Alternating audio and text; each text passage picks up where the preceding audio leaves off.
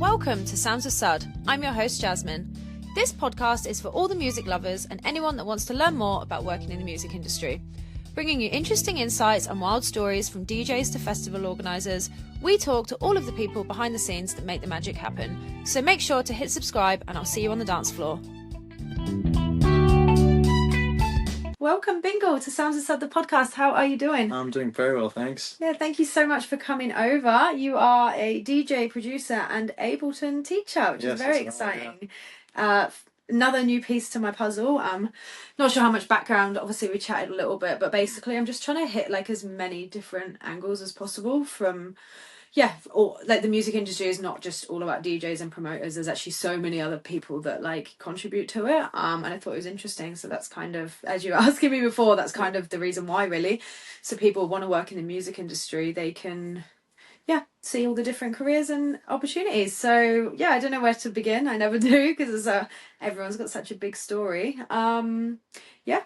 What got you into what was first? I'm gonna go from a hunch and say DJing. Yeah, so my introductory into the whole kind of house music scene and world was definitely through DJing.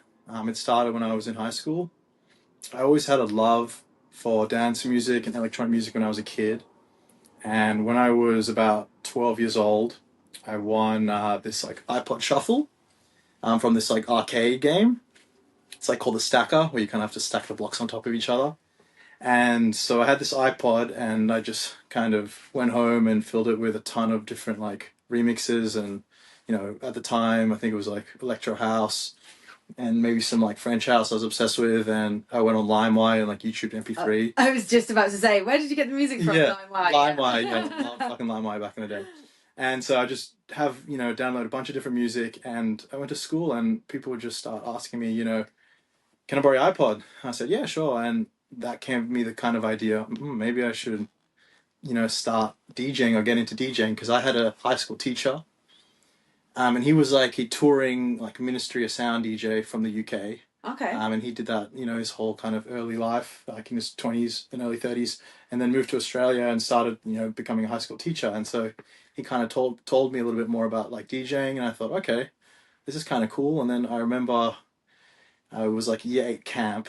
So how old is that, by the way? Oh, because they're kind of similar, but obviously I'm English. So I was probably like 14, I think. Okay. Yeah, 14.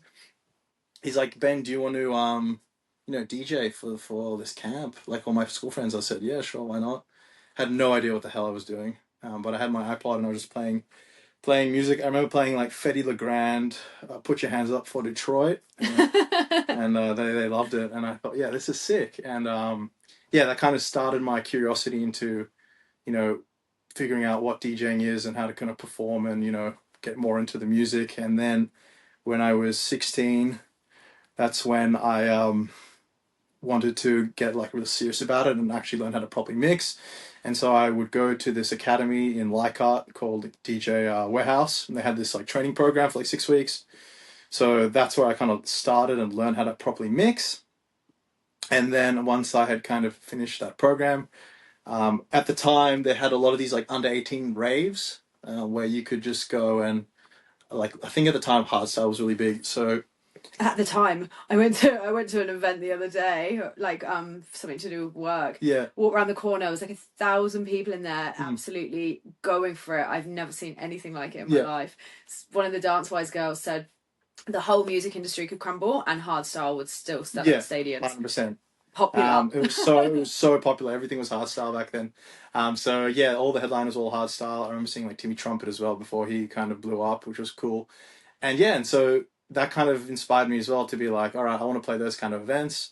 And then I played like a few of those kind of under 18 festivals. And then at the end of that year, I remember I won this DJ competition and I was able to perform at the same festival as like LMFAO. This is like Party Rock Anthem has just come out. Yeah. Afrojack, Armin van Buuren, and Bloody Beetroots.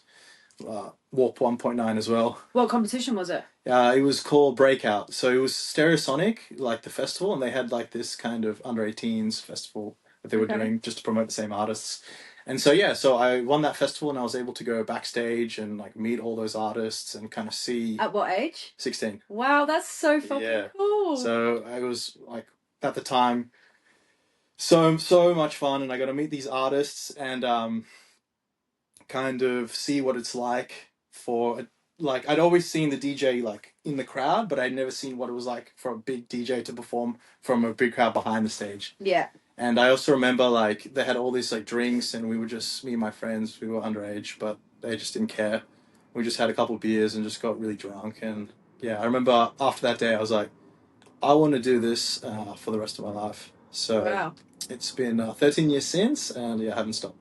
Wow. And are you obviously in the game full time? Yeah, I do it full time. Yeah, cool. And how long have you done it full time for? Full time, probably for the last 5 years. The pandemic made things a little bit interesting, but that's when I kind of shifted more into like teaching music production. And yeah, I wanted to, I guess, kind of put my feet in different different parts of the music industry and see what I really liked. And I guess I didn't want to just do DJing or just production. I wanted to see what else is out there. Yeah, that's so cool. And so 5 years, and what was it like to make the move full time? So I had always been doing it like part time as a DJ, and I really wanted to kind of figure out how to do this full time. And I had this job which I absolutely hated. I was working at a bar, and I wasn't very good.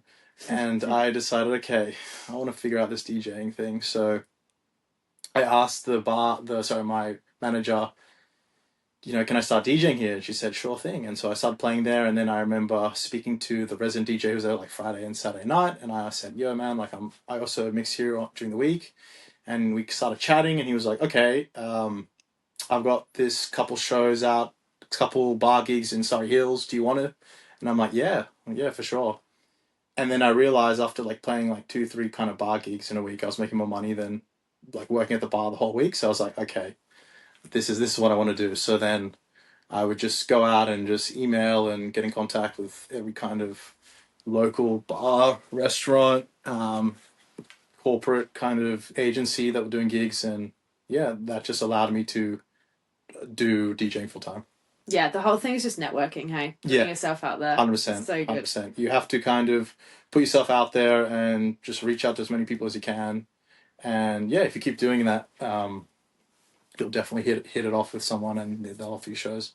Paul, sorry, can you do me a favour? Yeah, I'm worried about that light behind you. Would you be able to just go like directly in front of the logo? Yeah. Yeah, it might be better. Sorry. I'm for the light. Yeah, that's actually better.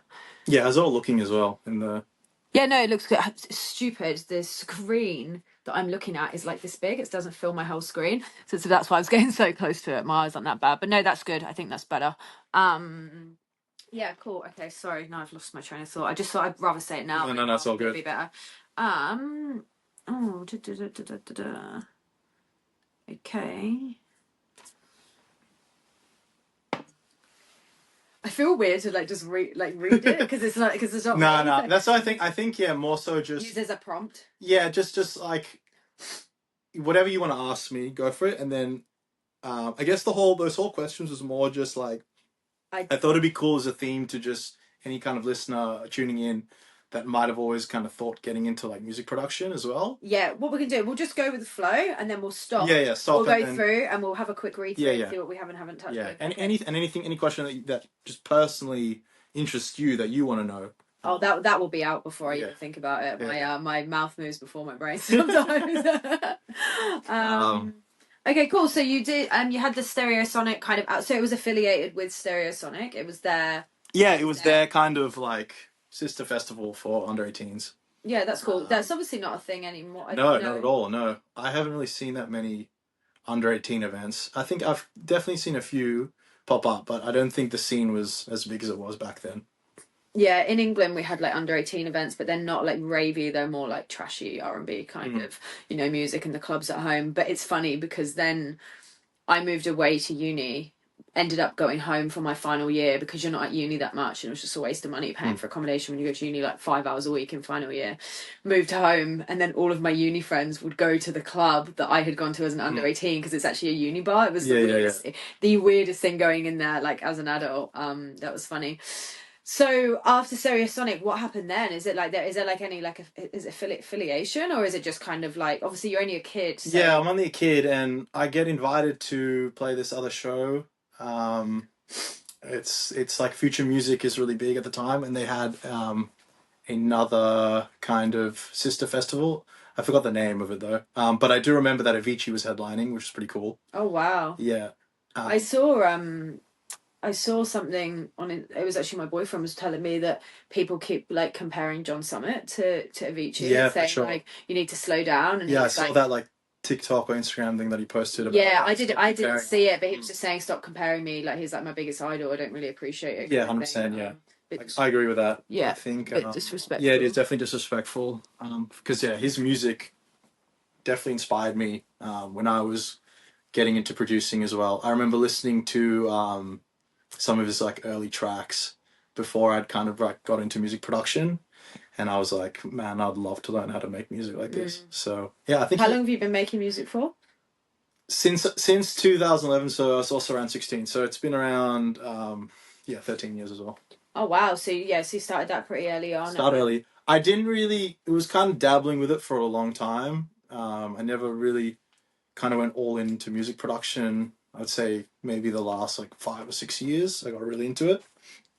But the first 5 years was just kind of playing around with it. But I do remember when I first started producing, I had sent this like remix. It was probably like the first few months. I'd sent this remix out to like this label called Future Classic.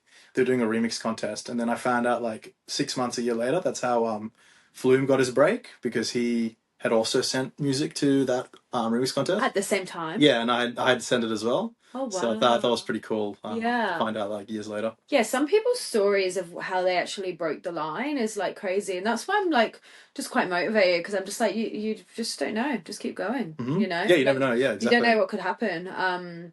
But on the topic of John Summit, my favorite topic of the podcast. You have had an interaction with him before. You've done some online stuff. 100%. So he kind of taught me quite a bit about what I know in music production. So during the pandemic, there was no DJs who were able to perform, and I guess quite a few of them did start trying and do like Ableton lessons and music production lessons. And I saw on Instagram that Lee Foss, who's the owner of Repopulate Mars, he was doing like a production kind of course program for I think it was for a few months. And he was looking for upcoming artists who wanted to get on board, and it was a very small group. It was about 20 of us from all around the world. And I just saw John on Instagram. I had been playing his music for a bit, but I couldn't put the face to the music. And then Deep End had just come out, and I was like, wow, this is a really good song.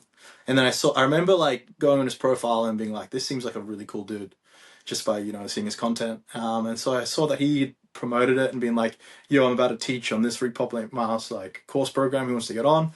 So I was like, all right, screw it, I'm gonna do it. And yeah, it was honestly, it felt like it was one of those once in a lifetime kind of opportunities, because now like DJs are so, like, the big international acts are so busy that we don't really have the time to go and do stuff like this anymore ever. So I think I was really, really lucky, and I think it's such a cool experience to like have like somebody kind of mentor and kind of teach you, and then just years later you just see them blow up to like be one of like the biggest artists in the world. Yeah. And that definitely inspired me with my music academy, because I would love for my students, because I'm upcoming and still aspiring and trying to get my music production and my tracks out there. I think it'd be really cool if my students got to experience something like that in a couple of years. So it definitely motivated me to push out my music academy. Yeah, that's so cool. So tell me more about that. So you've DJed for a while, you've produced for a while. Mm-hmm.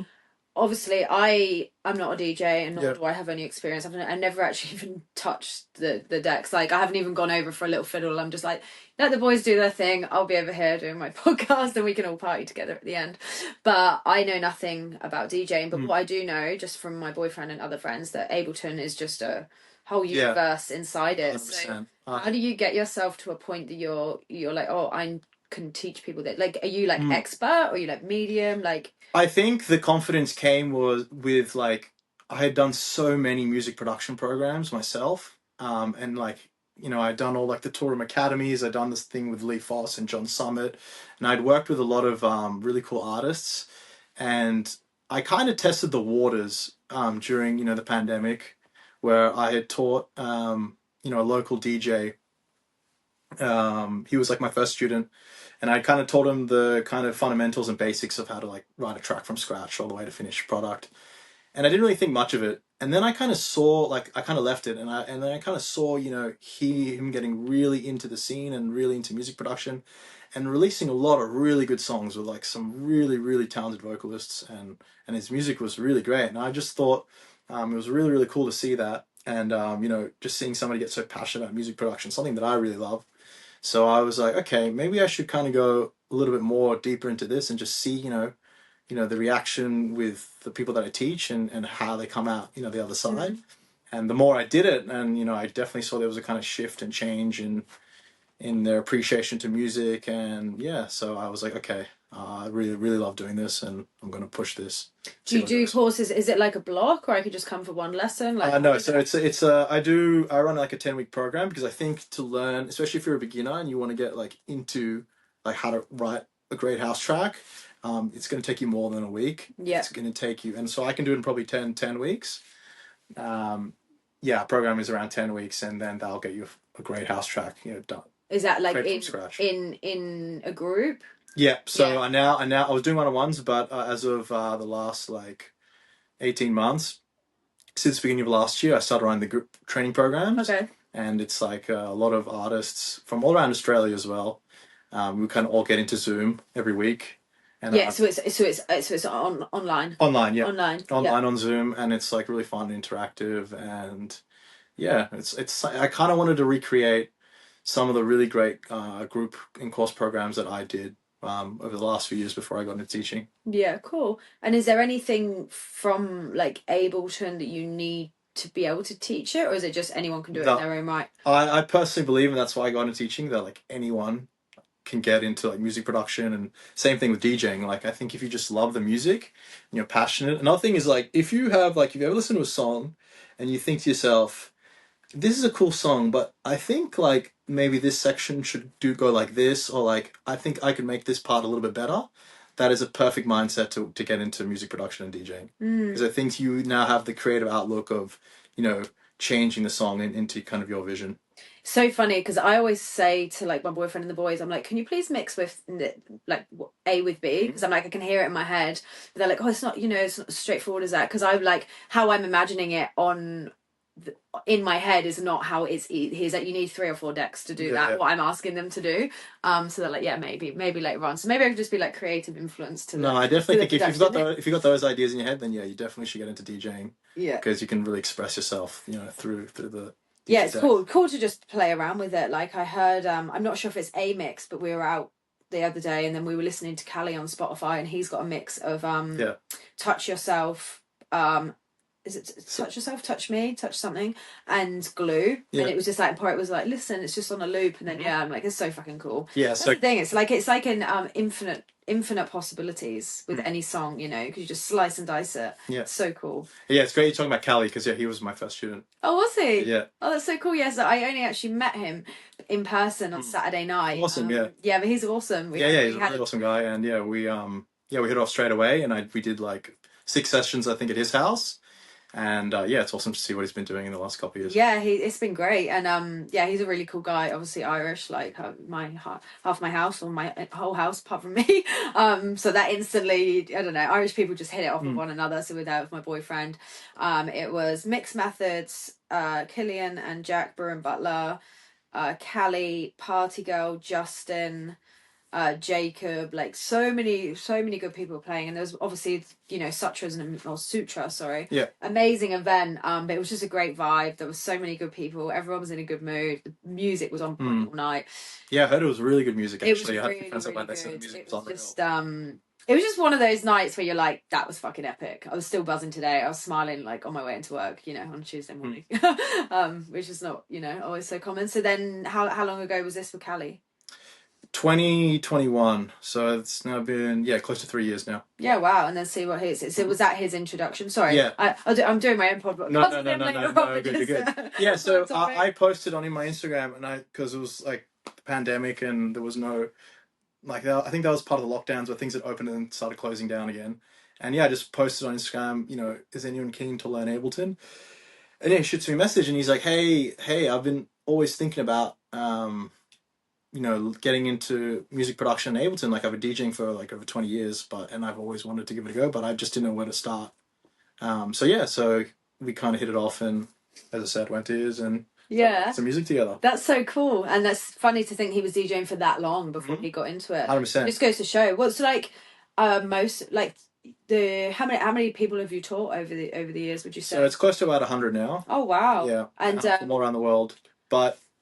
Yeah, I would say like the demographic, I mean, it's pretty mixed, but I do feel it's a lot of people as well that have always kind of have been DJing for a while, and have just always wanted to just get into music productions. Some have been DJing 10, 20, 30 years. Wow, that's so interesting. And then, so you say like worldwide, how do these people find you? So I run a lot of ads, but I also do posts on my socials as well. And I do a lot of like ad targeting from like different locations around the world. Yeah, wow, and it obviously works. That's good. And then what about, so you said about the demographic, but what about the experience level? Is there any people that don't DJ and just want to go straight into producing, or is that not really? Majority of them have some experience with DJing. Not that many people just kind of want to get into it at the same time. Well, I have had a few that's just like they're starting DJing at the same time getting into production. But yeah, it's kind of mixed experience. A lot of people that just want to get in like brand new. And then some people who've kind of been playing around for a while, but they're just really struggling with finishing their tracks. After speaking to so many DJs over the last few years, I think that's probably the most common issue I find with producers is like they're really great at starting the idea of the track, but they really struggle finishing it. And that's just because their idea of and how they envision the track, I think, is too perfect in their eyes, and they struggle to kind of let go and allow the track to be as it is. So perfection is the killer of productivity. That's so common. That's what I teach and preach like in all my programs, and I've seen a massive difference because if you just kind of let go and be okay with your track having its imperfection and not being super polished. But the thing is, you don't really know. It's kind of you listen to this track so many times and you don't know like what it actually how it's going to kind of resonate and connect with other listeners. And I remember I was in when I was learning from John, and I asked him the question. I said, because we had this like I remember the last session was this live like group Q&A, and I asked him, I said, what happens if you have all this music but you don't like it? And he goes, most of my tracks I didn't like. I never really liked a lot of like when I was starting out, and they had obviously gone to like Beatport top 10. So yeah, it's an artist you don't really know. So you kind of just have to let go, surrender, and just see where it takes you. Yeah, that's interesting. Because some people have said like, just play the music that you love, because if you make your break and it's of ABC song, you're going to be playing that song for the rest of your life. So you want to. Oh, exactly. You want to love it. Hope that you like 100%. it. And the same as like when you're releasing your tracks, and like if it gets signed, like. Because if you self-release, then okay, maybe you can take it down. But if it's signed, like that track is out there forever. So yeah, you want to make sure you love it. Yeah, and what's the so I've been learning a bit about the releasing songs and signing songs and stuff a bit recently. What with the songs that you've produced, like I think you've got some signed. Have you? Yeah. And then what's the? I'd love to just know a bit more about that, because obviously Killian and Jack touched on it, but I don't have any experience with the production thing. So I've obviously got some questions noted down to kind of go into it a bit more. But what's the? You come to your workshop.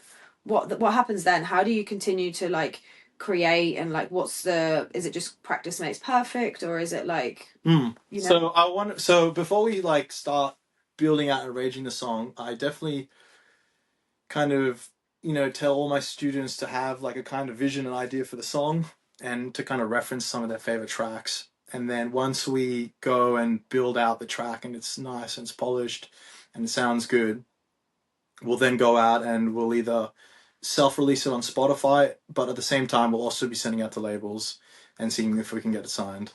And what's obviously, I assume it's something to do with money and exposure. But what's like the key differences of just putting it out there yourself and going to a label? So when you sign to a label, you're getting all that label's network, right? You have to give up the royalty of the track. So usually it's like a 50-50 split. Some can be like 70-30. I signed a recent track that was like 70-30. 30 to you? 30 to me, 70 to them. So if... Sorry, I'll let you finish and then I'll ask. Yeah. No, I was going to say yes. Sorry. No, good. Yeah. So, yeah, they all could be different. And it's all just more so, yeah, the labels kind of network and promotion, because there might be a lot of listeners on that label that you don't have access to with your own track if you do a self-release. And so they can help you promote it. They've got access to DJs that can push that record out in certain scenes. And another cool thing with signing to a label is that you can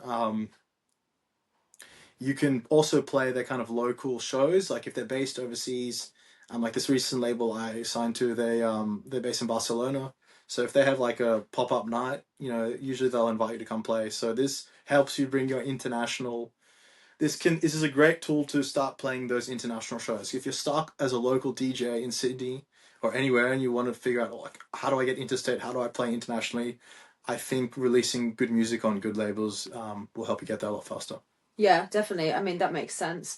I was going to say before the 70-30, obviously I'm not stupid. I know it's like a very, there's money in the industry. Yeah, 100%, yeah. But when you release a track, where does that money come from? So it's coming from a multiple kind of streams, but yeah, the first one would be people obviously buying it from like Beatport and all the kind of different type of stores, Juno Download, Track Source, and why would I buy it? When I can just listen on Spotify. Because if you're a DJ, you'd buy it because you want to like play that track live, and they're going to be the best quality.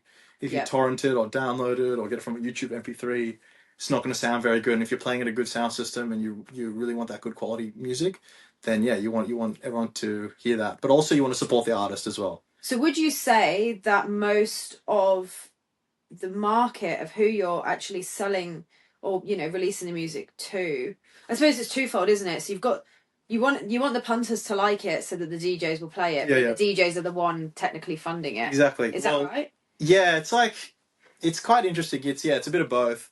It's like the punters will be on the Spotify and be the ones listening to it and pushing out all those like big stream numbers, and then you'll have the DJs who kind of are the tastemakers of the whole scene. Yeah. And they kind of they are gatekeepers in a way. So if you appeal to them, that's how you can kind of build your rep really quickly. I know if you get like one of the fastest ways to build your profile is if you get like big international DJs playing your music, that will kind of build up your network really, really quick. And have you got some aspirations of obviously we've referenced John Summit. Is there a particular artist you want to work with or collaborate with, or a label you'd like to get on for like you personally? For right now I'm on the kind of journey. So I played Defected Sydney the last like 2 years, and my music has kind of shifted to that kind of sound, more in that kind of classic house realm with a bit more funk influence. Like I've got this new track coming out next month, which is probably one of my like funkiest tracks I've ever written. It's more like in the funk house, like funky house, disco house kind of vibe.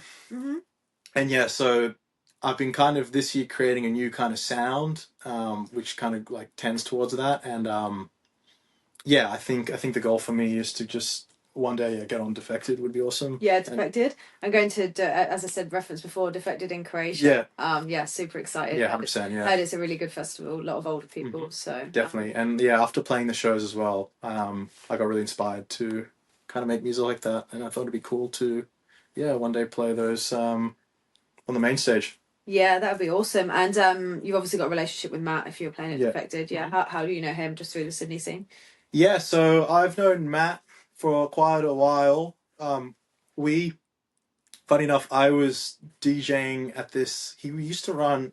Actually, no, he wasn't running. He was. He might have also been running Soho nightclub in King's Cross. Okay. Back in the day, and there was like this DJ competition, and he was one of the judges. And then I just had his Facebook, and then 10 years later, I'd sent him some music for his label, Motive Records, and he had signed it. And then a couple of years after that, I was running boat parties and events, and I invited him to come perform at one of my shows. Yeah. And he's a good DJ. Yeah, and we hit it off, and yeah, after that, he started booking me to play shows all around Sydney. Yeah, nice. That's nice. Yeah, he's a good person to have on side, I think. Yeah, and what is your percentage, and what would your ideal percentage be of like what you're doing? Like, are you teaching because you want to work in the music industry and it's obviously something that comes to you? Or are you doing that to obviously, you know, pay the bills and continue to be a part of it? Do you want to be producing? Do you want to be DJing? Like, what would you love to be doing? For me, what I love to be doing, and it's, you know, the last 10 years was very focused on performing and, you know, building up this, like, trying to, you know, build up my DJ career as much as I can. But the last, like, 6 months, I realized that I really love making music and I really love producing. And I've kind of fell in love with it again. And I just want to be able to have the kind of freedom to make music as much as I can every single day, and I want to help other people do that as well. And then also, you know, as a bonus, you know, still DJ here and there because I love it, but it's not like the be all end all kind of thing for me now. So production has your heart. Yeah, production has my heart, and wherever it takes me, and if my music, you know, really pops off and connects with a lot of people, then yeah, I'm happy to see where it goes. And what's the most rewarding part about it? Why do you love it so much? I love seeing how music has shaped and like people's lives after like doing the program. Feel like a lot of people kind of just have the ones that always want to do music, like they kind of get stuck in kind of routine with their job, and they don't really have this kind of creative outlet to express themselves. And you know, after speaking to a lot of my students, you know, they kind of tell me that, you know, they find this kind of new purpose and meaning in their life through music, whether it's like, and after doing the program, you know, they get really into DJing as well, and just they really allow music to come into their lives and create a very like positive impact for them. So yeah, I definitely feel it's like it's really fulfilling, and it just feels like it can do more than just just perform. So what's like the sorry, thanks for that. I'm like, my brain is always just like 5 steps ahead, so I'm just like next. So sorry. But with the whole music production thing, like obviously you referenced before, you tell your students to have a bit of an idea or whatever. But for you personally, because there's obviously 2 aspects of it, right? There's obviously teaching other people how to do it, but then there's your own creative process. Like what does it look like for you? Like what you just sit down on the computer and you're like, right, I'll just sample through. Like what like you just. Yeah. So before I start any track or kind of any new idea of a song, like I need to be inspired by something first. I can't really just write on a blank Ableton project and just start putting in sounds. So I might, you know, maybe I'll go to a show and listen to the way a DJ performs, or maybe I'll listen to a vocal, or maybe I'll listen to a new artist track and just really connect with the vocal or the vibe, and that'll kind of give me the kind of start inspiration of the record. And then I'll go in, and then I'm like looking for I always have to start my record with a sound that's going to carry the whole track, like the hook, which is kind of the most memorable part of the record. So I'm looking for that hook that's really going to capture people's hearts and attention. So I'll go and explore what I like online, or maybe through sample packs, and then when I find something I really connect with, I'll lay it down and then, you know, play it, listen to it a few times, and if it gives me goosebumps, then that's when I'm like, okay, I need to finish this track. Keep going, yeah. And what's the sample pack? Sample packs are basically just a collection of sounds that you can buy from different kind of music websites, which have, you know, a bunch of different. So like you can have a sample pack. Let's say you want vocals, like house vocals. So you can have a house vocal sample pack, and this sample pack company has found different vocalists to just record like different parts and different parts of the vocals and different type of takes of vocals. Of new songs or existing songs? It's royalty free, so it's not out, like it's not part of any track. It's just they've recorded some nice vocals that you can just chop up and take into your project. But the problem is everyone has access to those sounds and those samples. So like for example, if you use one of the biggest kind of sample directories called Splice, it's got access to, you know, so many different sounds. It's a really, really great tool, especially if you're a beginner, because you're able to just access exactly what you're looking for, you know, really fast. But the problem with that is that every other producer has access to that. So like, for example, you may hear like some of the biggest tracks you know has been from Splice. But how does that work? Because I completely understand what you're saying, but why am I going to put my noise that I make on there, whether that's singing or a tune or whatever, like what does the person who creates it get from it? Money. But like, but anyone can. I'm giving, by me recording this and putting it on there, I have no rights to it. If you make it and make it a famous song, I'm not entitled to anything. Yes, exactly. So once you allow the person to buy it, you enable it to be royalty free. So that means you don't owe them any royalties. But does that mean that if you then make something with that song, which is obviously the whole idea, you own the rights to it? But what if you're person A? So we've got someone over here who's put their whatever on, their tune. You've made a song, I've made a song, but they've got the same sample of lyrics in it. Well, that's the thing. So that's totally fine. But it's just what happens is if there's a vocal that everyone's using. So I'll give you a good example. Like John Summit, the song Deep End, that was from a splice, like sample vocal. And so when that song came out, everyone just used that deep end vocal and put it on their track. But the problem is if as soon as there's a big hit from that track, then a lot of labels and A&Rs that are listening are going to be like, no, we're not going to sign this because this artist has already used this song on their label. So it's basically whoever can make something big of it first. Exactly. It's basically a race. It's essentially a race. But I will say this, and to anyone that's listening, don't be afraid to go and splice and use some of their samples. I recently signed a track where I'd used a big, like, a quite popular vocal on the Splice platform, and I'd sent it to one label, and they were like, it's a great track, but we can't sign it. Like, this big name artist has used it, and it's got, like, millions of streams.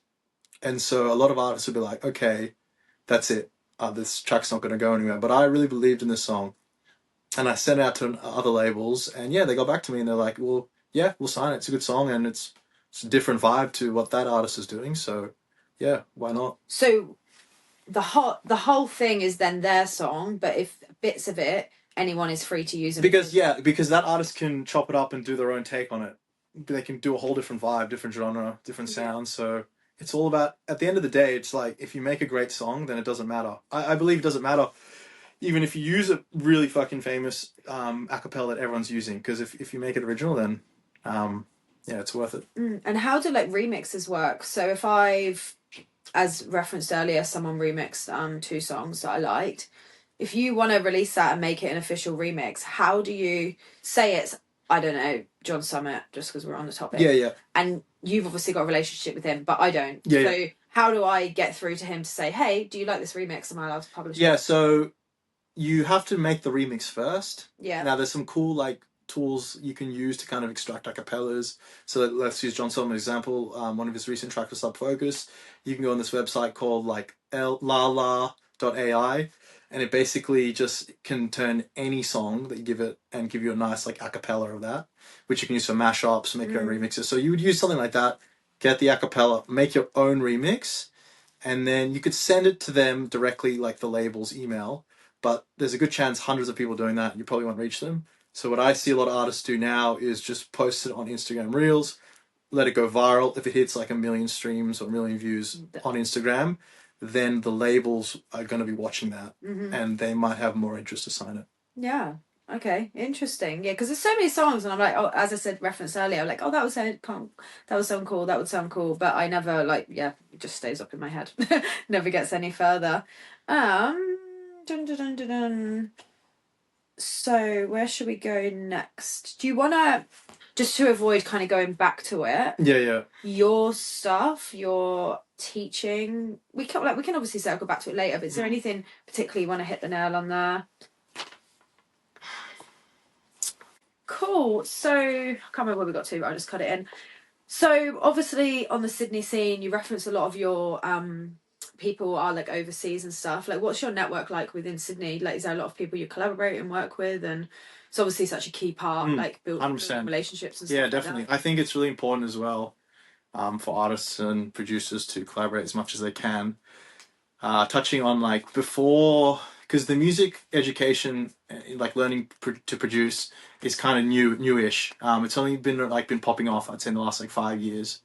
But I guess before that, and I listened to kind of a lot of interviews from kind of bigger producers, and before there was no real kind of like producer academy they all got really great at production by collaborating with one another, and collaborating with new artists, and that allowed them to kind of, you know, assess that what they weren't great at and kind of fill in the gaps of their kind of production knowledge. So that's interesting. And what, like, obviously, you know, music has been around for as long as we can remember, and there's obviously, you know, some of the biggest tracks are the ones recorded in the 90s and stuff, and you said it's come a long way. Do you know much about the history and like how those people would have like got, like, how long has Ableton been around? Ableton, I'm not 100% sure when it was created, but I know the latest one now is Ableton 12. I think somewhere in the early 2000s, the company kicked off in Berlin. But yeah, back in the day, they didn't have access to, you know, like, as I said, Splice with this massive database of sounds, and they just had kind of limited to more hardware gear. So they like created the sounds with like... They were more definitely into using like hardware synthesizers and hardware drum machines to kind of create those classic tracks that we hear now. Yeah. And there's certain sounds like that they use which are like really, really popular, that every producer was using back then. And you can kind of, the cool thing is you can take that sound and recreate it in today's track. So like, I'll give you an example, like with MK, he had this like classic organ sound in all his tracks, using like the Korg M1 synthesizer, and you can go and just get that exact like patch and sound and put it in your music. And just because you have access to that technology, you don't need to buy the full hardware like synthesizer. Yeah. You can just download the software on your computer. Yeah, wow, that's interesting. So it's kind of just like an endless pit, really. Yeah, it's music production is, you can like spend your whole life learning about things and it'll just never end. There's always so many different ways and directions you can take music production. And that's why I absolutely love it, because you're just learning something new every day and you don't know where it's going to go. Yeah, it's just like, it's just endless, really, isn't it? You just remix this, remix that, twist that. Yeah, change the sound of this, and then just process it completely different every time you make music. So on like your courses, what's like, obviously without giving away all your IP, because you want people to come and do the course, but what's the starting point? I know we said before a bit of inspiration, but in terms of like, you know, is it like don't overcomplicate it, make something simple, or is it just go for it straight away? 100%. I always focus on keeping the track as simple as we can, not to try and overproduce the record as well. We don't really need to be putting on as many kind of different sounds and processing in our track. We just want to use what we can, without, you know, going crazy. And yeah, I think... Just go for it. Just go for it, yeah. Just go for it. So you've referenced groove a few times, and how it's important. Yeah, definitely. And stuff like that. Do you want to talk a bit about that? Yeah, for sure. So I do feel like some producers can struggle with maybe the groove of the track, which is basically the energy that the track conveys, especially on the dance floor. And groove, you know, if you can improve your like drums and your bass lines and the way they're kind of correlated together, you'll have a really nice sounding groove. So yeah, in my program, we kind of go a bit deeper into that, about how to kind of create nice punchy drum grooves. So groove is like the energy for the dance floor? Definitely the energy, yeah. Yeah, okay, cool. It carries the track, because if you don't have that right in your house song, you may have like really nice vocals, nice kind of chords and keys and synth elements, but if the groove is like the king and bass is not sounding great, then a lot of DJs won't play the track, or it's just not going to hit that hardness in the club. It's just not going to like... yeah, make the club shake. And do you have like a particular style personally? Like, do you know some DJ songs, they're quite, I don't know, they just have their sound. Exactly. Which is what everyone goes on about. Like someone finding a sound and all that. Yeah, someone I've noticed recently is Pauser. Like they, you know, he has his own sound. 100%. Yeah, you can hear it. That's the thing. A lot of the big artists, like even John Summit, they all have their own sound, and that's something that takes quite a few years, because you kind of want to experiment with all the different kind of genres and experiment all the different kind of styles of dance music and see what you really connect with and what you like.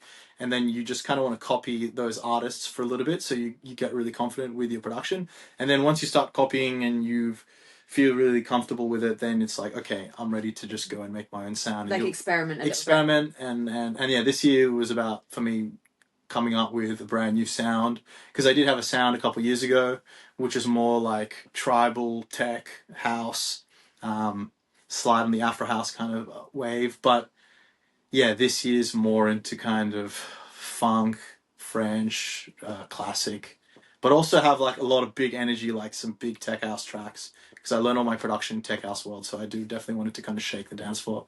And when does a sound become as a genre? So you kind of can control that. So there have definitely been artists that have made their own genres. Like Flume is a really good example of that.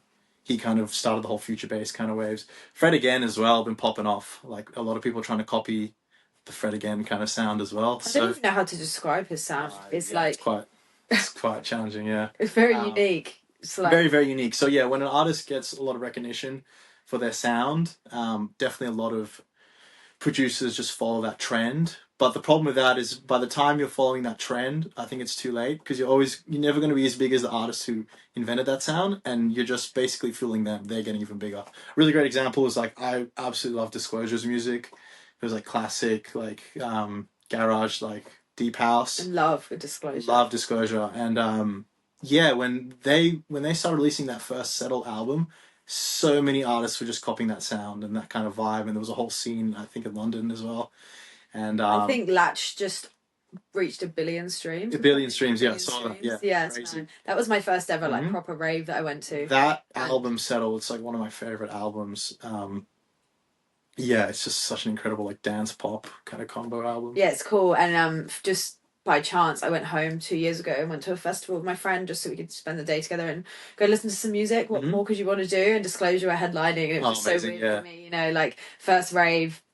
Yeah, I went to Hideout for my 21st. I'm about to go to Croatia again for my 31st birthday. 10 years, I've just been doing the same thing. I love it. I love it. And whilst I'm like only just trying to obviously navigate my way in behind the scenes a little bit, I've like it's been very present in my life for a long time, and it's just like, yeah, who doesn't love music? Yeah, it's exactly. Just, so good. So is there any other art? Obviously we've referenced a few, but have you got like favorite producers and favorite? I love a lot of acts. So I've got two types of inspirations. Definitely the Australian artists that are like popping off in the scene. I think it's really inspiring to see like people coming from your home area and just absolutely killing it like on the international scene. And then I have, in terms of more musical inspiration, I really like some of the guys from like the late 90s and 2000s. Like I love Moby and Fatboy Slim, Armin van Helden, and obviously like Daft Punk and all them. Were you at Armin van Helden in Manly? Recently? No, I wasn't there. It was but so it looked good. Amazing, yeah. I love him. That's the third or fourth time I've seen him, all in Australia. He's unreal. The energy. The energy, yeah. and that's the kind of sound that I've been missing in the current scene, and that's what I'm trying to bring back. More kind of like an uplifting, kind of nice vibe to the track. Yeah. I think that music's gone a little bit like darker and deeper and a bit, yeah, just that kind of old school 2000s uplifting vibe isn't really there anymore. So yeah, I kind of want to bring it back. There's like this new track that's coming out by Odin and Fatso on Defected, and I listened to that record and I was like, yes, like the vibes on it are so good. Yeah, it's just that nice soulful kind of house. How do you go about finding? Obviously, like I actually find most of my music by finding a tune that I like, usually through friends, after parties, DJs, going out, whatever. Yeah. And then I love Spotify radio. Yeah, Spotify really algorithm is really, really good. Because you say you like a song and it will give you songs of a similar caliber. Like, don't get me wrong, sometimes it's fucking dog shit. Like, it's just like, why is this in this playlist? But that's how I find so much new music. And what do you do, both as like a I do the same kind of thing. Spotify, YouTube also has a really good algorithm. It just works really well. Like you put in like classic like songs you listened to as a kid, like in the 90s, and then it'd recommend you the like exactly what you're looking for next without even thinking it. Yeah, that's good. So technology. Yeah, I love it. And also, yeah, if I'm going out to see a really good DJ play live, I'll probably just whip out the Shazam. Listening to a lot of sets as well.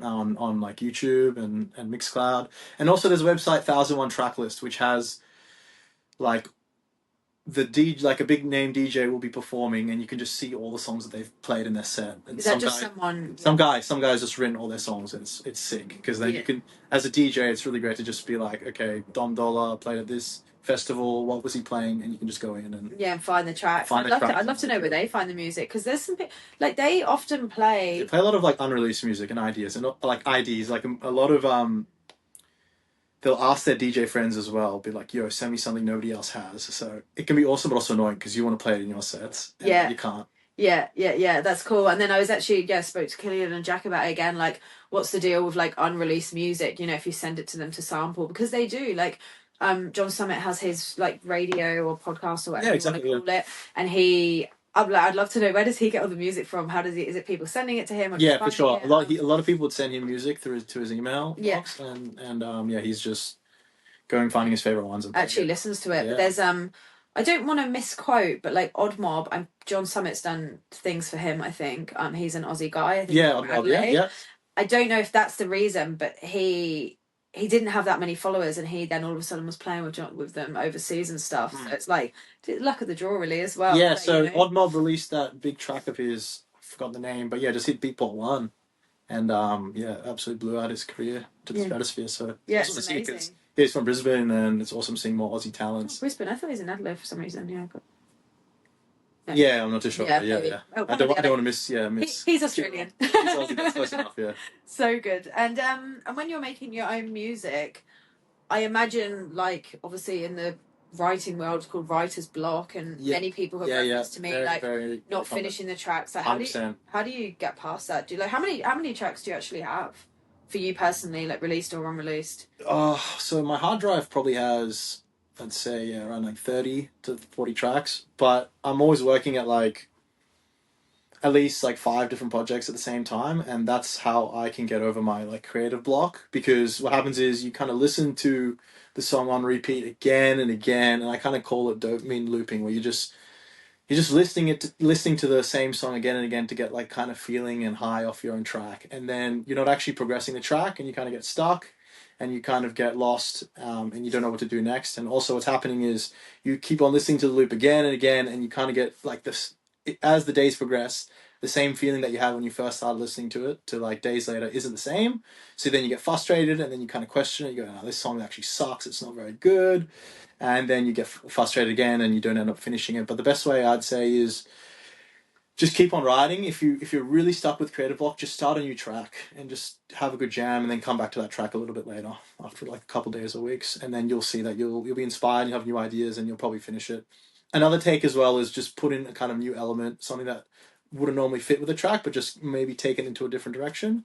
And if you do that, you'll find yourself finishing the track a lot easier. Just experiment. And do you send your tracks to friends or other people just to see what they think? Or do you for sure. Yeah, I might send it to some friends. I even send it to some students as well, just to be like, "Yo, what do you think of this?" Mm-hmm. And I always get really great feedback, and it inspires me to keep working on it, release it, finish it, or put it in the hard drive and work on something else. And then, other than the 10-week program, if they're like not ready or whatever, do they continue? Are you pretty like go with the flow of like your teaching structure?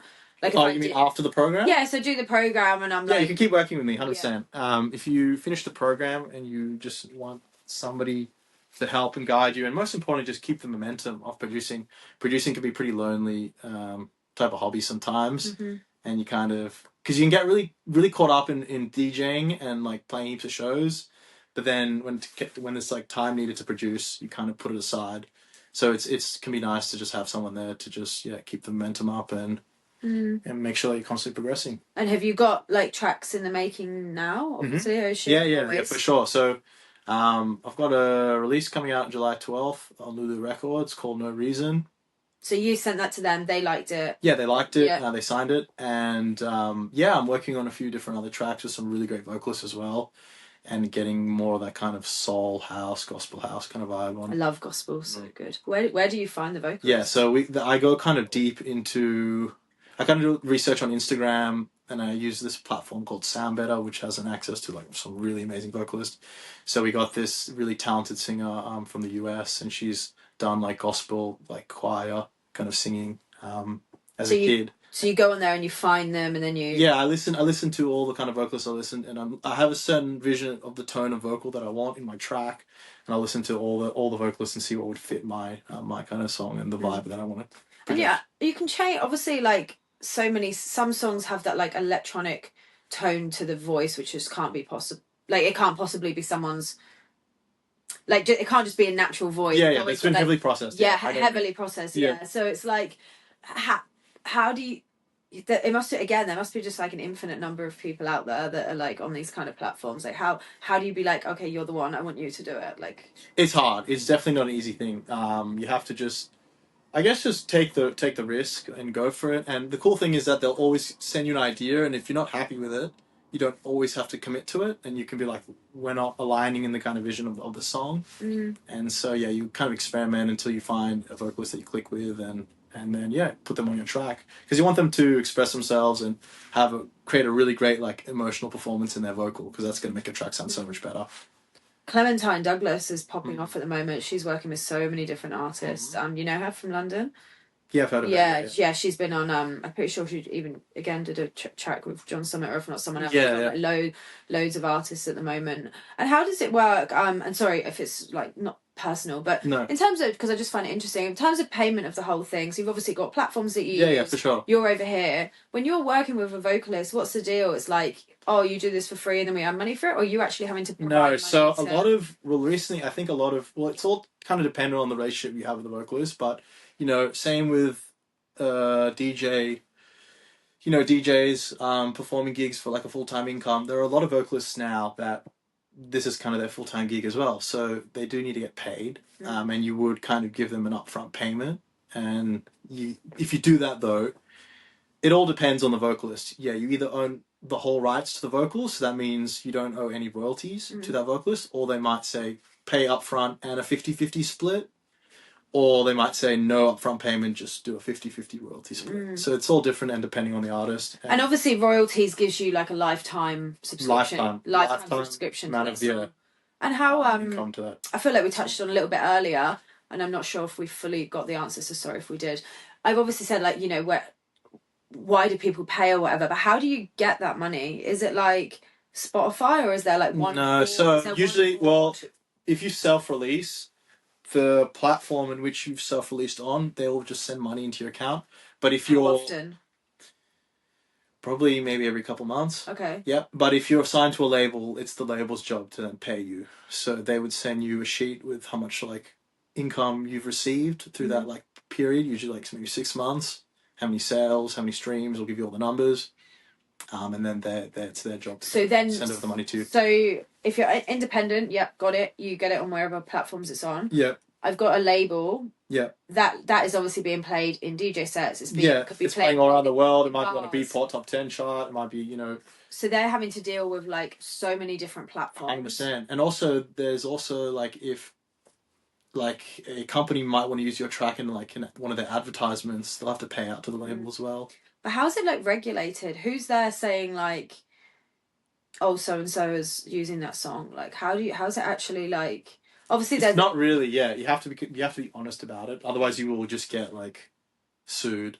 Yeah. It's very common as well. Like artists just taking big name like acapellas from big tracks without clearing any of the rights. That's another thing we can touch on, is like it's important to clear the samples, because some artists will just use a big name vocal and then just release the track, and then that's fine if the track doesn't pop off. But if the track really pops off and goes viral, that's when those you need to have done your big music labels will come after you. Yeah. But I have heard that it's better to kind of ask for forgiveness than seek permission. Just in life. Yeah. So if you're listening to this, just put that big name acapella on your track anyways and see where it goes. Yeah, nice. And then for you personally, obviously you've done this for a long time. Do you ever have like fuck this moments? Oh, 100%. I think it's very normal to always be, at times doubting what you're doing and thinking, is this all kind of worth it? But those moments you just have to kind of push through. And there's been a lot of times where I was like, fuck this, should I just get give it all up and get a normal job? But this little voice inside me keeps telling me, nah, can't let that like 16-year-old kid down, and just keep at it. And that's allowed me to push through all the kind of obstacles that I faced over the last like few years. And do you have obviously like, so there's so many people I've spoken to that they've gone full-time music, but also like when it's so up and down, freelancing, this and that, do you ever have moments like, obviously, without asking you too many personal questions, but like obviously people have financial commitments and stuff. Have you ever found yourself, obviously probably not so much as you've got older, but like, have you ever been like panicked, like obviously COVID? Oh, all the time. But I always like, the panic kind of inspires me to just like push it a bit harder and work and figure it out. And that's always what I've been trying to do, is like find a way and figure it out. And I think anyone listening, like if you want to do music full time, you definitely can. There's so many avenues to take. It's not just getting into DJing and just even production. There's so many different ways you can get yourself into the music industry. Like even just production alone. I think production is definitely the future. For more people trying to make, a bit of a income, side income or full-time income, because there's so many things in production that you can do that you can sell as a service. Yeah, absolutely. And then have you ever, through the process and like stress of like needing to keep going, like financial or fuck this moments or whatever, have you ever found yourself like losing your way of your initial, like I was definitely saying, yeah, definitely. I felt definitely in the last maybe few years you get a bit sidetracked.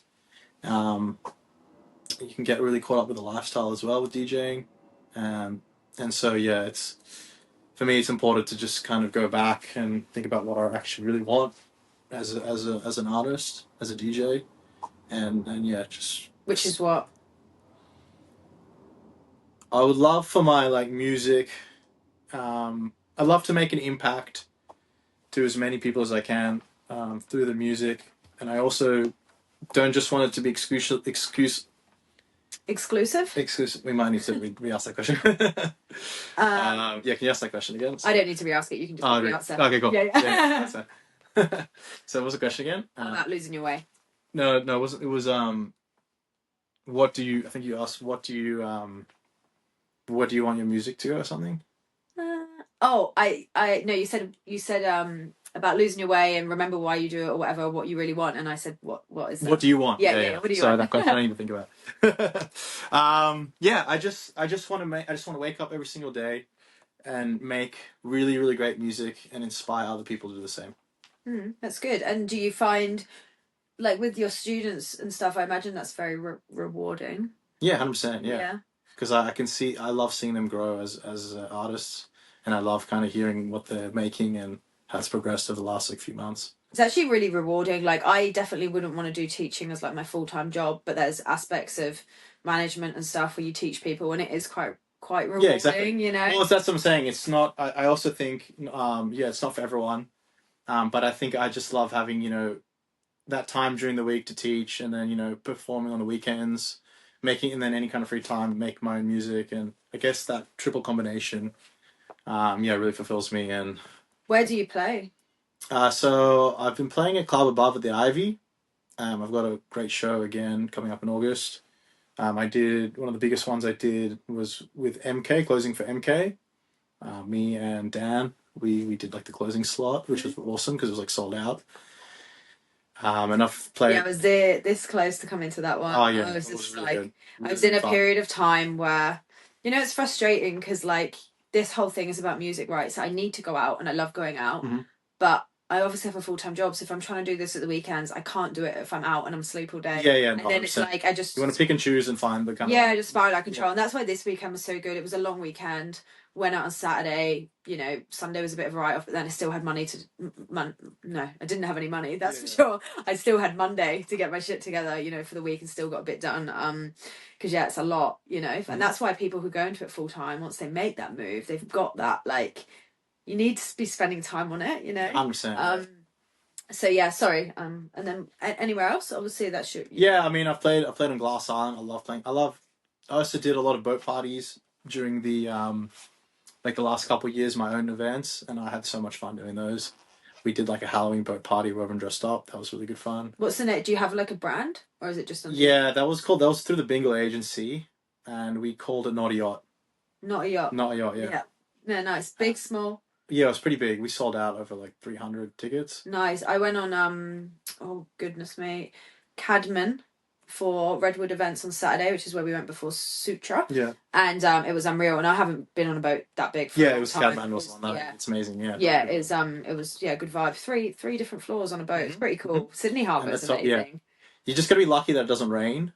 But if you got a nice summer day, then... Well, we were on there for bloody Vivid, so it was packed. But it was a good vibe. Yes, I haven't been on a boat like that for a long time. So exploring on a big boat, it was heaps of fun. It was heaps of fun. Well, so I was gonna say, like, those boats gave me my break into the kind of local club scene, because during the pandemic, you couldn't really, the clubs weren't open, you couldn't really perform and play, but there was a time where everyone was just doing things on boats, because the boats would just go out in the harbour and you could do whatever you want. On a boat. It's mad, wasn't it? COVID was a strange time. It's super weird to think back. Yeah, it is really weird thinking back at it. And thinking like where I was there and where I've led to a few years later, it's just like, I actually don't know if... well, no one would be where they are right now because of COVID, because that's just the way life works. You wouldn't be where you were if that hadn't happened. I understand, yeah. It's interesting to think back and reflect, and it's like such a shit time, but I'm like... I think COVID put things into perspective for a lot of people, and it made people reevaluate what they actually really want to do and stuff. Yeah, I understand. Like you say, it gave you good opportunities. Definitely, yeah, it was such a great opportunity because the whole industry shifted, and, you know, all these new promoters came in, and yeah, there was like a time where if you were out and pushing yourself in the scene during that beginning part when COVID had ended, then you could easily just make a mark. Yeah, it's cool. And especially, obviously, Sydney has got so many international people. And for a while there, they were dwindling down. So the competition was less for the Sydney market as well. But then also the atmosphere was less because a lot of the people that go out are the expats and the, you know, the Bondis and the eastern suburbs and stuff like that. So that's cool. I was just going to say, I can't believe it's taken me this long to ask.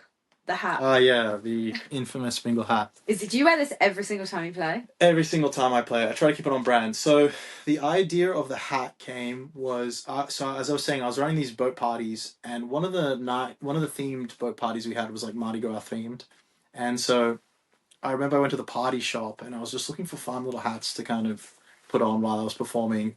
And I remember the week of my party, I was also at the same time doing like the Bingil logo, and I was trying to look at kind of different hat like pictures and emoticons to put in my logo.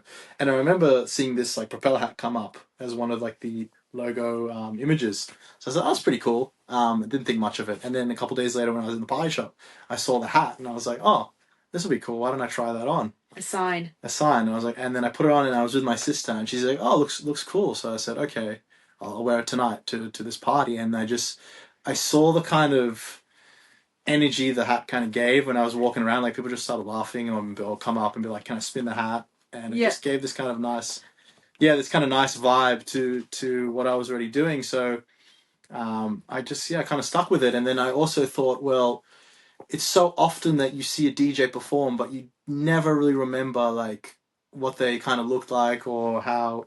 I mean, you might remember some of the tracks, but yeah, most of the time you see a DJ and you don't really remember like what was going on. But I had a lot of people come up to me like later on and be like, they'd introduce me like, hey, this is Bingil. Like, yeah, I remember you. I don't know your name. I don't know what music you were playing, but I remember the hat. So good. And how long have you been wearing it for? I think it's been 3 years now, yeah. Is it the OG? It's the OG, yeah. It's the OG, wow. Did anyone, you know, when you're out and you have cool things, like my boyfriend has these cool glasses, LED. We actually got them when we were in Miami Music Week last year.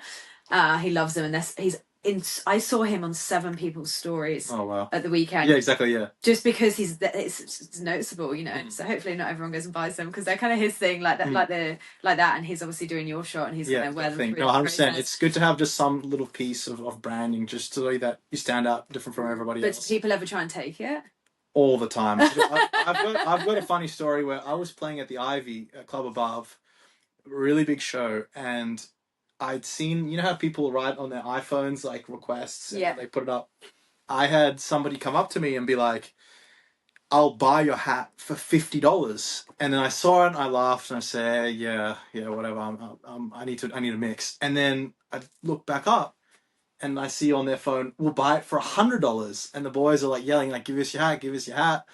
And I'm like, oh, this is pretty funny. And so I whip out my phone and I start shooting some content. And then they go, we'll give you $200 for the hat. Why did they want it? They were obsessed with it. They wanted to wear it and rock it. And just for that night? Just for that night, whilst performing at Ivy for everyone. And I've got this hilarious video of me just like filming the guy, and I troll them a little bit. And I'm like, yeah, I'll sell to you, bro. Come. And this guy gets so excited and he runs to the very front. And I'm like, sorry, man, I can't give you my lucky hat. Yeah, no, definitely not. Especially if it's the OG. Yeah, it's the OG, and yeah, it will. If I give it away, it'll be gone. I won't see it ever again. Yeah, so. and then someone will be impersonating you down the way. Yeah, 100%. But I love seeing the hat around as well. Like there's this old guy who runs in Bondi at the beach and he wears the same hat. I just laugh every time I see it. Like it's so funny. Yeah, that's so good. And especially like, you know, hopefully at some point, like everyone I've had on here, wish everyone all the best and hope you do pop off at some point. Yeah, But can you imagine being on like a main stage and having like everyone in the audience with your hat? Well, exactly. So people ask me, that's the kind of plan. They ask me, they go, what do you want to do with the hat? And so I'm working on like branding these hats with the word Bingil, but like I see later on in when I play like bigger shows, just everyone rocking these hats while I perform. It's kind of like if you're wearing merch. So like if that's your merch. That's my merch. Yeah. So like John Summon, all these guys have their own merch, their own hoodies, and my life is a bender, and mine would be these hats. My biggest regret was not buying some John Summit merch at Factory Town. Oh, because that was my start of. I knew who he was. That's why we went to his night at Factory Town, which was unbelievable. But it was afterwards. I obviously again just playing his music on repeat. Discovered all his music, all the tracks he played in his song, in his set, and I didn't realize that's kind of the first time I'd had experience with this unreleased music. Mm-hmm. Because I had these tunes, I had videos of them on my phone, and then like a year later, I just saw he just released it. Yeah. And I was like, fucking hell, no wonder I was never able to find it because it wasn't even out. But Yeah. It's weird to have a video of something on your phone. Yeah, and then you just you're so hungry for the song when it comes out. So it's obviously clever. Well, that's all kind of a tool they use. I remember hearing that like the most power you have in a track is like not actually releasing it, and then because that allows you to promote it as much as you can.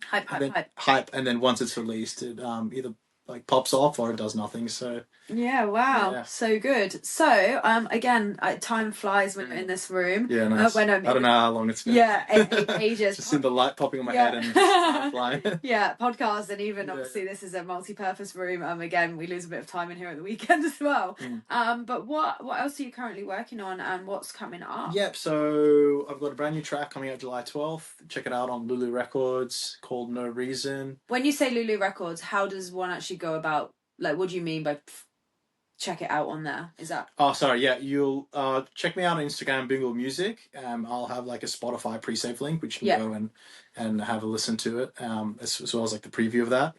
And then got a big show coming up in August back at Club Above. And been working more on my production program. We've got new cohorts coming up soon. If you guys want to join. When's the next intake? End of this month. End of what are we? End of June. End of June. Yeah. And how many people per session? Did you say 10? Yeah, we'll go 10. Yeah, cool. And then that goes for 10 weeks. Do you have a little break and then you go again? No, we just keep going. You just keep going? Yeah. So it's 10 weeks. Boom. 10 weeks. 10 weeks. Yeah, 10 weeks. 10-week blocks. And is there anyone else involved? No, at the moment it's just me. Oh wow. Yeah, I think I'd love to get more people involved as it definitely grows over time. How do you manage it? Because obviously we were chatting, like this is very hard for me. Like, you know, it's a lot of energy, a lot of time. How do you? Obviously you're doing it full time, so naturally you've got more time to give it. But you know, there's a lot to it. There's the promotion, the social media. There's like the marketing. There's the sales, like getting on a sales call and telling them, you know, the client about the program. There's like the marketing, there's pushing, running the ads. Then you got to like teach it. Then you got to make sure they have a good experience, because you being an amazing producer, but they might hate like the program, or they might hate the way you convey yourself in the program. So you want everyone to have a really good experience. So there's definitely so many like small things that involve into building a program. They're more than just like being a great producer. Yeah, and do you ever have people that do the first lesson and they're like, oh no, they regret it, or like want to pull out? Or no, I haven't had that. Yeah, no, everyone has gone through the program. Wow, that's so good. That's impressive, because there'd be some people that, you know, what's the word, a bit spontaneous and might be like, fuck it. Yeah, there are some people that, you know, life happens and it can be quite challenging, and then, you know, they kind of unable to finish it, but we're very flexible and I'm very understanding of that, and so I just give you more time to finish on the program. Yeah, and come back at a later date or something. Because I assume the syllabus is the same, so you can, if you drop out at week 5, exactly. And some people might drop out for a week or two and then be like, can I join? I can't do this cohort, but can I join the next one? And I said, yeah, no problem. How does it work if you're doing? Do you try and group people by time zone? Obviously, if I'm time zone. So we've got a whole Australian like group class, and then if I have students from the US, we'll do like US timing, because some time zones they work, like Australia can be really bad comparing to other countries. And this is why I think my program is great for Aussies trying to get into music production, because all the other kind of big name production schools are based like in the UK and America, and so the time zone is really bad. So Like when I had to learn house music production through Toolroom Academy, I was waking up at like 3 a.m. to do the live classes, and yeah, you at 3 a.m. you were absolutely dead. Like you're not absorbing any info. So a lot of your competition as such is overseas. Do you have much in Australia, or are you kind of one of the first? Yeah, there isn't really anyone in Australia doing what I'm kind of doing. There's like maybe a couple that I've seen. But yeah, I think I'm one of the first wave of people. That was like Nate, who we talked about before, who's John's lighting guy. Yeah. He was like one of the first people to do VJing, like literally the start of the industry, and that's why he's been so successful. Oh yeah. Because he just excelled. Well, that's why another reason why it excites me so much, because there isn't really a roadmap at the moment. Hasn't really been done on a big scale at the moment. But as I said, I was very inspired by, you know, working with artists like John Summit, Lee Foss, and then seeing them blow up.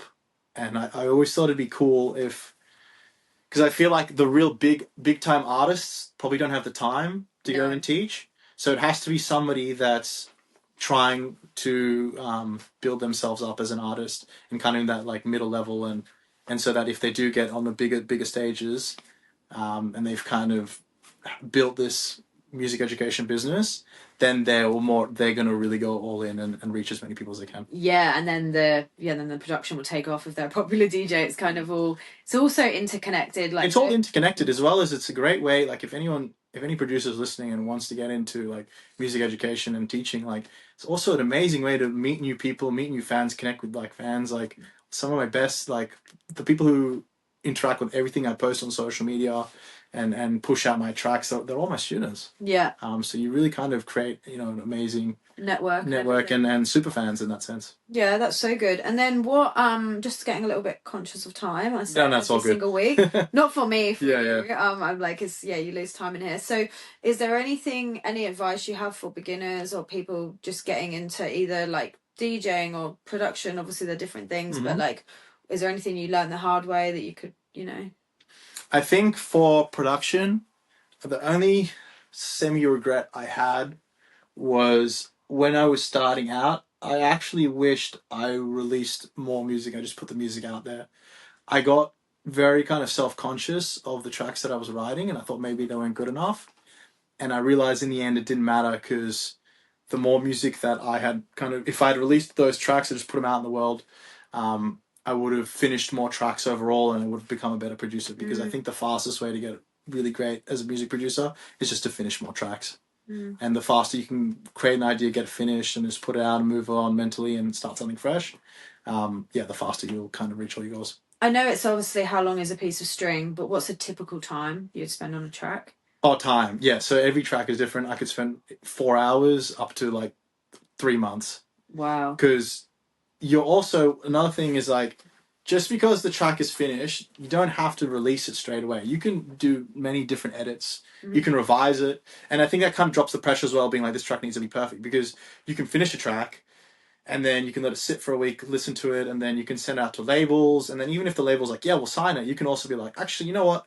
I kind of want to tweak this little part. Can we edit it and send it back? And so, the track doesn't always have to be 100% finished. And I think if you drop that pressure with their own creative process, it allows you just to be more free, and you'll end up finishing more songs. If you send a song to a label and they sign it, and you decide that you want to do a remix of your own song, for example, Eminem just remixed his own song. Yeah, you could definitely do that. Do you have to ask their permission? Or you'd probably need, if it's going to be re-released on the label, then you would definitely pitch it to them and say, can we do a re-release? Yeah, re-release, edit it. And is that common? I think recently more people are getting into that. There's also this like VIP edit, which is like variation in production. Disclosure do it quite a bit in their songs. Like they'll remix like a track from the Settle album. Like I think there was an old like Jessie Ware track that they did, and they just did the whole like remixed it in 2022 or whenever it came. To different styles. They all their production knowledge was like has changed a lot since when they wrote it, so they thought they could change it up a little bit, but also have a different mix and master the track as well. And I like it. Really cool.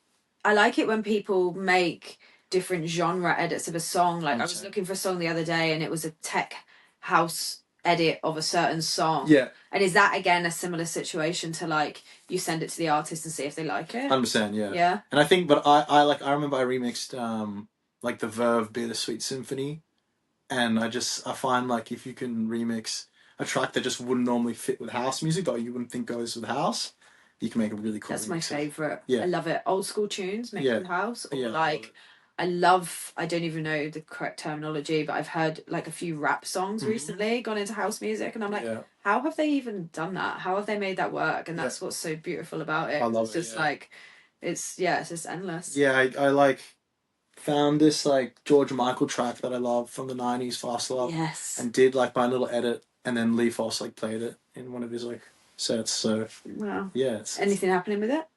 No, this was a few years back, okay. But yeah, it was cool. It was cool, yeah. Still fun. It was just fun to like mix around old tracks and make a kind of beat out of it. So we touched on it earlier. Sorry, just a couple more questions. So you said Avicii earlier on, but is there any, obviously in current times, who's still with us? Is there anyone that you're like idolizing to like play back to back with or do production with, or? Well, the group Odin and Fatso, hopefully I'm saying it correctly. They're from France, I'm pretty sure. I've really been really into their music, and as I said, there's a new track. I'll send it over to you on Defected. It's coming out. I think maybe even this week. And it's just such a nice vibe, uplifting house vibe, and But that's nothing to do with you. You just like it. I just like it. Yeah, you just like it. I just love it. Yeah. Yeah. So you'd like to work with them or something in the future, and obviously Defected and. Yeah, that'd be cool. Yeah, in terms of somebody that I would like to work with, definitely more, I guess, the Australian artists. I mean, obviously, I'm trying to have a think now. I think it'd be cool to make a track with... Oh, that's right. I would make tracks with like artists that when I was like 12, 13, and like they would hear the vocals on the radio. So there's like this Australian like singer, like Sam Sparrow. He had this track Black and Gold, and I haven't heard from him since. Is he Aussie? He's Aussie, yeah. Yeah, I knew that song. Yeah. Black and Gold, yeah. I was thinking about that. Like that'd be sick just to bring back all those artists into my tracks. Because that's the thing as well. Like with people, they rise to the top. Yeah. But you can also fall back down very, very quickly, and I think that's why it's so important to have other avenues within the music. You know, get popular, start a clothing brand, do this, do that, get some passive income that's gonna support you if the music for some reason, because not everyone stays flavor of the month forever. 100%. You see it all the time with like artists that are really big, and then I was looking into Savage Garden, which were a massive like band. Do you know much about them, like the music? Don't know about the history, but I know some of their songs. And I saw that like the lead singer Darren, he still does a bit of music, and the other guy just became a real estate agent. And I find that really fascinating. It's mad. Because they were like a massive international like superstar. That's the thing. People like tour the world. I even saw recently like Rod Richards had Mel C over here. DJing. Oh yeah, awesome. Yeah. And I was like, what the hell? Like I couldn't believe it, because it's just you just don't hear about it, and it's like people. And now I get to that point where I feel really old. Where I'm like, oh my god, they were so big, and like when I was growing up. I think it's all coming back. I've also seen like in the scene, they're bringing back all those big name 90s 2000 acts, and everyone's kind of going back. Nostalgic. Yeah, and everyone's coming back into the scene. I think the older generation, before they might not have felt as comfortable like raving because there'd be so many younger kids, but now there's a lot of events tailored to the older generation and that kind of classic sound, and it's really awesome to see. I'm telling you now, Sutra at the weekend, there was some different walks of life in there. You've got people that get up in the morning, they've gone to bed early on Saturday night, they've got up at 5:30, and they rock at 6 a.m. As an older person, just go raving for Sunday morning. You're done and dusted by lunchtime. You can have your nana nap and be home in time for tea. Yeah. And they were loving it. As long as they feel comfortable in where they're raving and they see people like them, then... That was the biggest thing about Saturday. There was no egos. That's the best. That is the best. When you have an event like that and you just feel, no egos and everyone's vibing. Yeah, I don't think there was a green room. And if there was, none of the artists that I knew were in it. Everyone was just out and about, mingling one another. And it's like, that is the best. That is what it's all about. I think, one of my favorite parts when I was, playing some really great shows, just being out and about it and just chatting with everyone. And you meet the best people. You have the best conversations. Like, I had a good run of it on Saturday. I just had...